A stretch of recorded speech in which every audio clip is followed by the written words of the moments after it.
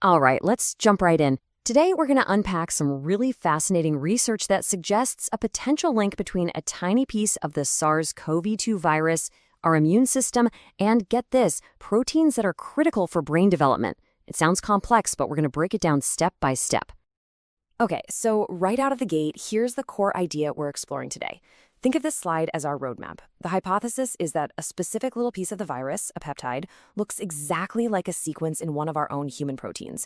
And because they're lookalikes, our immune system could get tricked into attacking our own cells, potentially creating a direct link to how our central nervous system functions. Let's dig into each part of this chain reaction. So, how in the world does something like this happen? Well, it all comes down to a scientific principle that's basically a case of mistaken identity for our immune system. Let's get into the science of what's known as molecular mimicry. At its heart, molecular mimicry is when our immune system just gets its wires crossed. It's trained to be an expert at hunting down and destroying foreign invaders.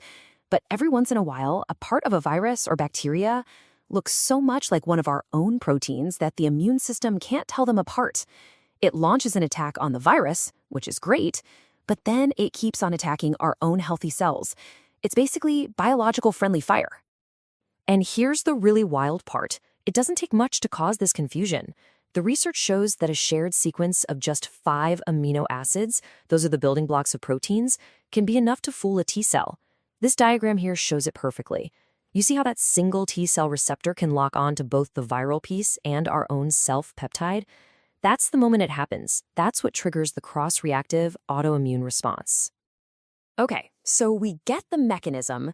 Now let's play detective. What's the first piece of this puzzle? What's the specific part of the virus that's actually pulling the trigger? The viral peptide we're talking about is this 5 amino acid sequence, RLFRK. And its location is absolutely critical. It's not buried deep inside the virus somewhere. No. It's sitting right on the surface, on a part of the spike protein called the receptor binding motif. This is the very part of the virus that physically docks with our cells, which means it's right out in the open, perfectly positioned for our immune system to see it immediately. And this isn't just a guess. Research has confirmed that this whole area is antigen-rich. So, as this diagram shows, our immune system's scout cells, they're called antigen-presenting cells. They find this peptide, chop it up, and present it to our T cells. It's like the handshake that officially kicks off the entire adaptive immune response. The system is primed and ready to react to the specific piece. All right, we've identified the viral trigger. Now, let's meet the other side of this story, the unfortunate victims in this case of mistaken identity. Let's look at the human proteins that look just like that piece of the virus. The first human protein that has that identical RLFRK sequence is made by a gene called PPIP5K2. And this is where the first major connection clicks into place. If you look up this gene in the official government database, the National Center for Biotechnology Information, its summary literally states that it may be associated with autism spectrum disorder. So right away, we have a direct, documented link between our target protein and neurodevelopment. But that's not its only job. This protein is a serious multitasker. It has a second, incredibly important role. It's a key regulator of our body's #1 defense system against viruses, what's called the interferon response. So think about what this means. An autoimmune attack on this one protein could cause a double whammy of problems. First, as you see on the right, it could weaken our innate ability to fight off viruses. And second, it could mess with all the other critical jobs that this protein is supposed to be doing inside our cells. And if you're thinking, well, maybe that's just a 1 in a million coincidence, it's not.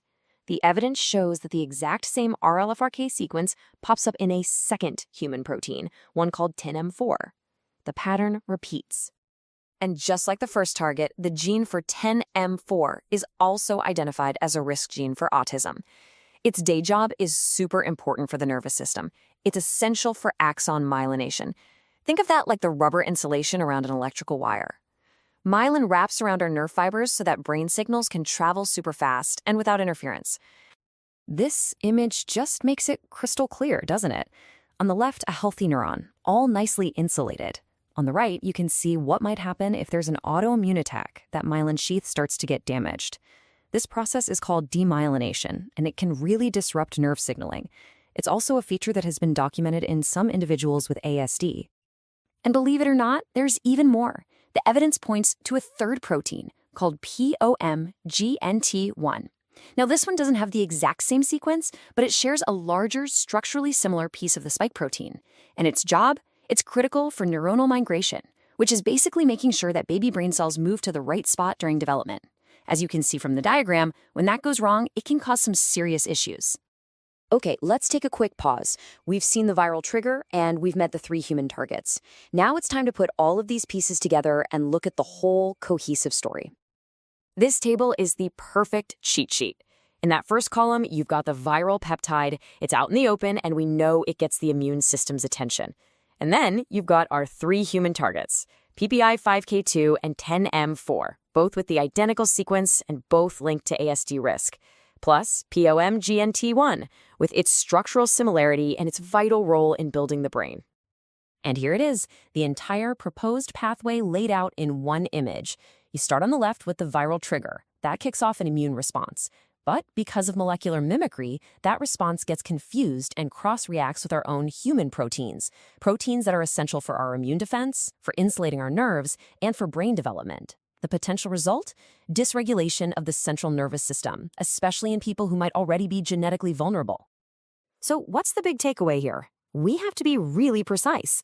This convergence of evidence, the active viral peptide, the perfect mimicry in multiple proteins already linked to ASD, and the critical jobs those proteins do, it all establishes what the source material calls a robust and plausible candidate pathway.